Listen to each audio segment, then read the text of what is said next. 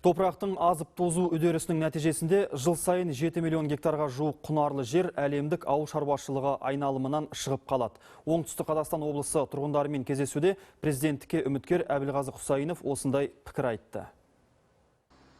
Кандидат Әбілғазы Құсайыновтың сайлауалды штабы Шымкент қаласына табан тіреді. Үміткердің мына суреті шаһардың көрікті деген жерлеріне орнатылған. Кездесу оқушылар сарайында өтті.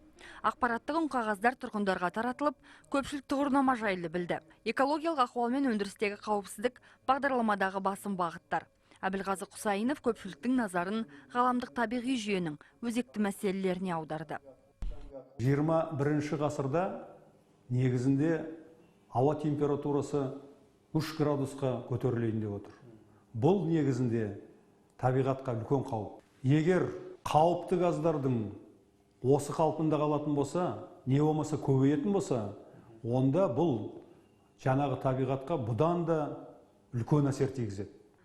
Жиылған жұрт жаһандық проблема жайлы біраз мәліметтерге қанық болды. Әлемдегі экологияның алуандығын сақтаудың жолдары жайлы кандидат тұшымды ойларын ортаға салды. Әбілғазы Құсайынов антропогендік ластану көздеріне өндірістер мен автокөлік, ауыл шаруашылығы нысандары жатады. Бұл жайтты жұртшылық санасына сіңіру үшін экотәрбие ілімін отбасында насихаттау қажет деді. Сонда ғана қоршаған әлемді қорғау жұмыстары нәтижесін береді. Оңтүстік өңірдің халқы өздерін толғандырған сауалдарына жауап алды. Жиынға үміткердің сенімді өкілдері мен аймақтық штаб қызметкерлері де қатысты. Біз қоғам назарын халықаралық экологиялық мәселеге назар аударып, қазір өзіміздің кандидатымыздың ұстанымы бойынша таза ауа, таза суға ары қарай біз жұмыс істеп, соған ары жалғастырып жатырмыз.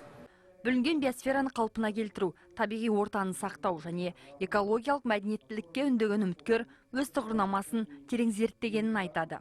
Бұл үлкен еңбектің нәтижесі. Ал оны сөзден іске айналдыру халықтың белсенділігін қажет етеді, деді кандидат Құсайынов. Шымкенттегі үгіт насихат шарасы ертеңді жалғасын табады. Нұргүл Сағитқызы, Қазақстан ұлттық телеарнасы.